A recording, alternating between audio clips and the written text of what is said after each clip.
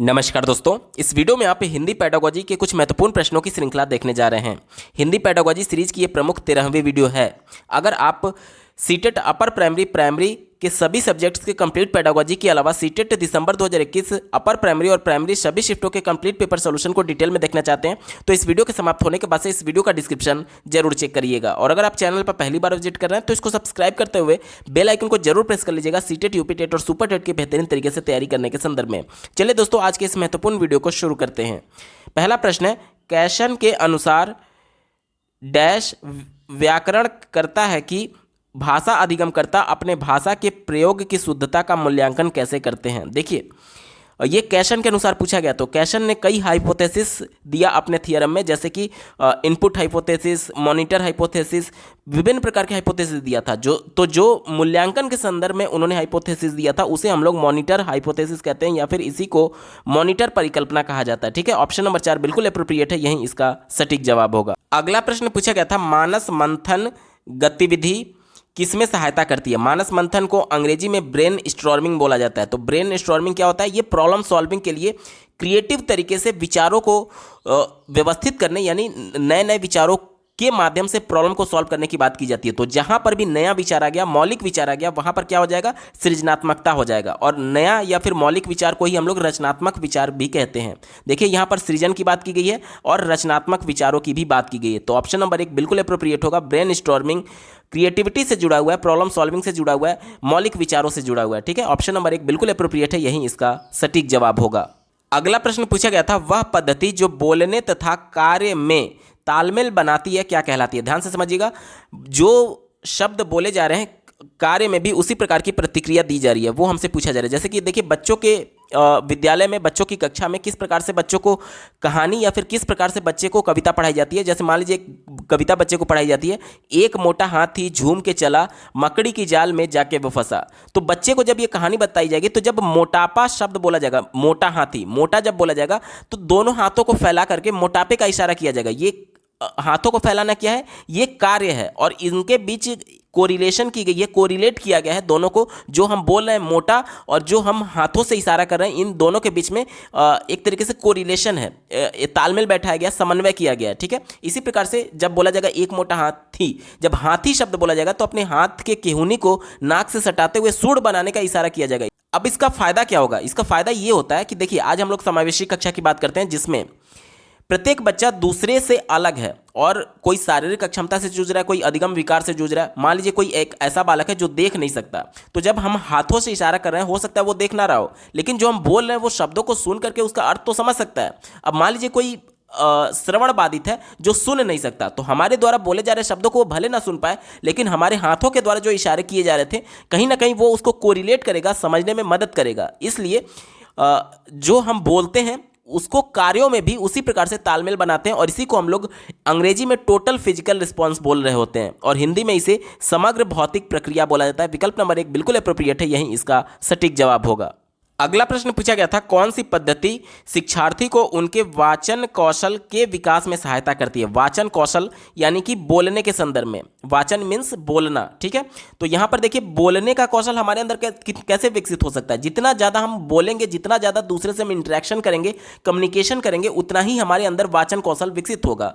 ठीक है, तो संप्रेषण, कम्युनिकेशन, इंटरेक्शन से जुड़ा हुआ एक ही यहां पर विकल्प दिया गया, संप्रेषणात्मक उपागम। संप्रेषणात्मक उपागम में क्या होता है? बच्चे को दो लोगों के साथ मतलब इंटरेक्शन करने का मौका दिया जाता है, बातचीत करने का मौका दिया जाता है, तो इससे बच्चे में वाचन कौशल को विकसित किया जा सकता है। विकल्प नंबर 3 यहां पर बिल्कुल अप्रोप्रिएट है, यही इसका सटीक जवाब होगा। अगला प्रश्न पूछा गया था, पठन कौशल में बारीकी से पढ़ना क्या है। बारीकी से पढ़ना किसे कहते हैं, ये हमसे पूछा जा रहा है। ठीक है, पहले विकल्प से शुरुआत करते हैं। कहा जा रहा है कि भाषा के चारों कौशलों के अध्ययन के लिए प्रयोग की जाने वाली युक्ति।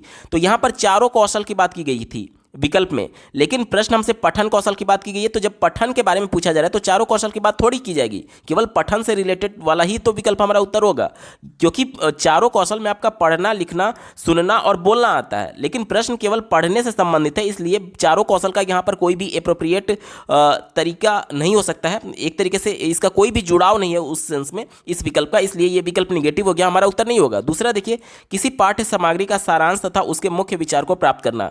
किसी का मुख्य मुख्य विचार यानी कि थीम निकालने की बात की जा रही है, तो थीम निकालने में हम लोग सरसरी निगाह से पढ़ रहे होते हैं, मतलब कि ऊपर ऊपर। जैसे हम लोग न्यूज़पेपर कैसे पढ़ते हैं, जैसे मान लीजिए यहाँ पर मैं दिखा रहा हूँ, देखिए मान लीजिए ये न्यूज़पेपर है, तो न्यूज़पेपर में यहाँ पर कोने पर आपको इसका मेन थीम लिखा रहता है मोटे तौर पर, और यहाँ पर पूरा आर्टिकल लिखा रहता है इस प्रकार से। तो हम लोग पहला नज़र इसी पर डालते हैं कि आखिर ये किसके बारे में खबर है, सरसरी निगाह से हम लोग देख रहे होते हैं। तो जो बारीकी से पढ़ना होता है वो सारांश निकालने के लिए नहीं होता है, बल्कि कुछ मेन टॉपिक या फिर एक तरीके से कुछ पॉइंट्स को ढूंढा जाता है उसमें। जैसे कि मान लीजिए आप मोबाइल में किसी का कॉन्टैक्ट लिस्ट में नाम ढूंढ रहे हैं, तो उसमें क्या है, आप बारीकी से पढ़ रहे होते हैं, ठीक है।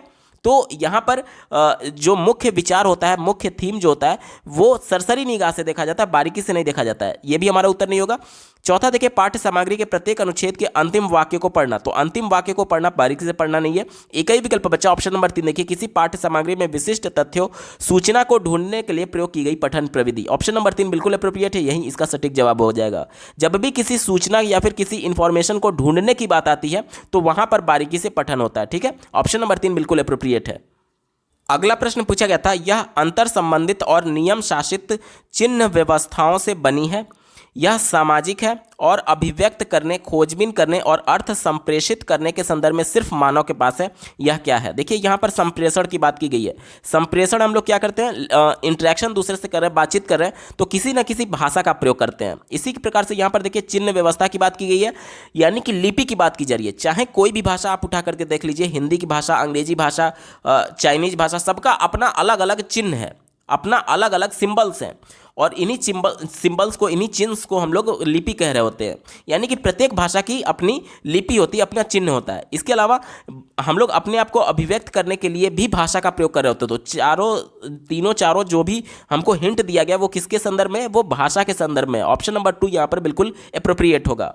अगला प्रश्न पूछा गया था, उपागम जिसे अप्रोच बोलते हैं हमें क्या बताती है? तो अप्रोच हमें बताती है कि क्या पढ़ाना है, और मेथड हमें ये बताता है कि किस तरीके से पढ़ाना है। तो प्रश्न चूंकि उपागम से पूछा गया था तो ये हमें बताएगा कि क्या पढ़ाना है, ठीक है, क्या पढ़ाएं। ऑप्शन नंबर 1 बिल्कुल सटीक जवाब होगा। अगला प्रश्न पूछा गया था, शिक्षण अधिगम प्रक्रिया में आकलन का उद्देश्य क्या है? देखिए, आज हम लोग बाल केंद्रित शिक्षा की बात करते हैं जिसमें बालक केंद्र में है। तो अगर आकलन भी किया जा रहा है तो बच्चे को भी उस आकलन का एक तरीके से फीडबैक देना बहुत जरूरी है, क्योंकि बच्चे ही स्वयं करके सीखेंगे। आज हम लोग रचनावाद की बात करते हैं जिसमें बच्चा सक्रिय होकर के अपने ज्ञान का निर्माण स्वयं करता है, खुद करता है, ठीक है। तो जो कुछ भी बच्चे का मूल्यांकन किया जा रहा है उसका एज ए फीडबैक बच्चे को भी देना है, ताकि बच्चा भी समझ पाए कि वो चीज़ों को ठीक तरीके से समझ पा रहा है या नहीं, क्योंकि करके तो बच्चा ही सीखेगा, लेकिन एज ए टीचर हमारा ये उद्देश्य होता है कि हम उसको मॉनिटर करें, उसको अवलोकित करें कि वो सही डायरेक्शन में आगे बढ़ रहा है या नहीं। तो बच्चे को समय समय पर फीडबैक देने की आवश्यकता होती है। इसी को ध्यान में रख करके उत्तर ढूंढेंगे। चौथा विकल्प दिया गया है, त्रुटियों का पता लगाना और उन्हें सही करना। केवल त्रुटियों को पता लगा कर सही करना आकलन का उद्देश्य नहीं है। क्यों? क्योंकि मान लीजिए बच्चे त्रुटि कर रहे हैं तो पहले उसका विश्लेषण करके फिर बच्चों को फिर से अगर जरूरत महसूस होती है तो कॉन्सेप्ट को फिर से पढ़ाना होगा। उसके बाद त्रुटियों को सही करते हुए बच्चों से फिर फीडबैक लेना होता है कि अब बच्चे कॉन्सेप्ट को समझे हैं या नहीं। डायरेक्ट हम लोग अगर त्रुटियों को सुधार देंगे तो इससे होगा क्या कि बच्चे का कॉन्सेप्ट अभी भी क्लियर नहीं है और भविष्य में इस प्रकार की गलती दोहराने की संभावना अभी भी बनी रहेगी। इस वजह से निगेटिव हो गया, हमारा उत्तर नहीं होगा। तीसरा देखिए, शिक्षण में सबल पक्ष और कमियों का निदान करना। देखिए, निदान करना एक तरीके से जो आकलन होता है वो एक तरीके से डायग्नोस्टिक टेस्ट आप समझ लीजिए, जिसमें बच्चे को आ रही समस्याओं के बारे में बताया जाता है या फिर उनको फीडबैक दिया जाता है। कमियों का निदान नहीं होता है। कमियों का निदान तो रेमेडियल टीचिंग में होता है, ठीक है। तो वो आकलन का पार्ट नहीं है, इस वजह से ये हमारा उत्तर नहीं होगा। दूसरा देखिए, विद्यालय प्रशासन को सूचना उपलब्ध कराना। तो विद्यालय को तो सूचना उपलब्ध करा ही जाएगा, लेकिन उससे ज़्यादा इंपॉर्टेंट ये है कि शिक्षार्थियों को सूचना, फीडबैक उपलब्ध कराना। क्यों? क्योंकि बाल केंद्रित शिक्षा है, बालक ही करके सीखेंगे। तो बालक अगर कुछ करके सीख रहा है तो वो सही डायरेक्शन में आगे बढ़ रहा है या नहीं, यानी कि सही रिजल्ट तक पहुंच पा रहा है या नहीं, ये ज़्यादा इंपॉर्टेंट है, क्योंकि उसे ही करना है, अपने ज्ञान का निर्माण स्वयं करना है, तो उसे फीडबैक की ज़्यादा जरूरत है। तो ये सबसे ज़्यादा अप्रोप्रिएट है ऑप्शन नंबर 1, और इस हिसाब से ऑप्शन नंबर 2 अब संकुचित हो जाएगा, ठीक है। ऑप्शन नंबर 1 बिल्कुल अप्रोप्रिएट है, यही इसका सटीक जवाब होगा।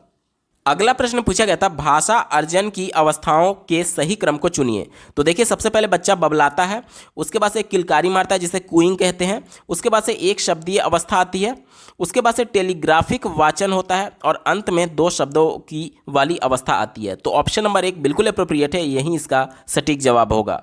अगला प्रश्न पूछा गया था, भाषा शिक्षण की पद्धति जो इस धारणा पर बल देती है कि मौखिक कौशलों के अत्यधिक अभ्यास के द्वारा भाषा के धारा प्रवाह प्रयोग को विकसित किया जा सकता है, इसे क्या कहते हैं? मौखिक कौशल कौन कौन से होते हैं? सुनना और बोलना। तो सुनना और बोलना यानी कि ये क्या होगा कि एक टेप रिकॉर्डर में हम चीज़ों को बार बार सुन रहे होंगे और उसको रिपीट कर रहे होंगे, बोल करके हम उसका अभ्यास कर रहे होंगे। ये प्रश्न में पूछा गया है। तो ये किससे होगा? ये ऑडियो डिवाइस के माध्यम से होगा, यानी श्रव्य भाषा विधि के माध्यम से होगा। ठीक है, ऑप्शन नंबर 1 इसका बिल्कुल अप्रोप्रिएट है, क्योंकि आप सुनेंगे कैसे? टेप रिकॉर्डर के माध्यम से तो सुनेंगे, जो श्रव्य भाषा विधि है। ठीक है, ऑप्शन नंबर 1 बिल्कुल अप्रोप्रिएट है, यही इसका सटीक जवाब हो जाएगा। दोस्तों, हिंदी पेडागोजी के महत्वपूर्ण प्रश्नों की ये श्रृंखला आपको कैसी लगी कमेंट के माध्यम से जरूर बताइएगा, क्योंकि आपका एक कमेंट मुझे मोटिवेट करेगा ऐसे ही महत्वपूर्ण वीडियो लाने के संदर्भ में। अगर आप सीटेट अपर प्राइमरी और प्राइमरी के सभी सब्जेक्ट्स के कंप्लीट पेडागोजी के साथ साथ सीटेट दिसंबर 2021 और प्रीवियस ईयर के सभी अपर प्राइमरी और प्राइमरी के सभी शिफ्टों के कंप्लीट पेपर सॉल्यूशन को डिटेल में देखना चाहते हैं, तो इस वीडियो के समाप्त होने के बाद से इस वीडियो का डिस्क्रिप्शन जरूर चेक करिएगा। और अगर आप चैनल पर पहली बार विजिट कर रहे हैं तो इसको सब्सक्राइब करते हुए बेल आइकन को जरूर प्रेस कर लीजिएगा, सीटेट, यूपी टेट और सुपर टेट की बेहतरीन तरीके से तैयारी करने के संदर्भ में। इस वीडियो को देखने के लिए आपका बहुत बहुत धन्यवाद। भगवान करे आपका दिन शुभ हो।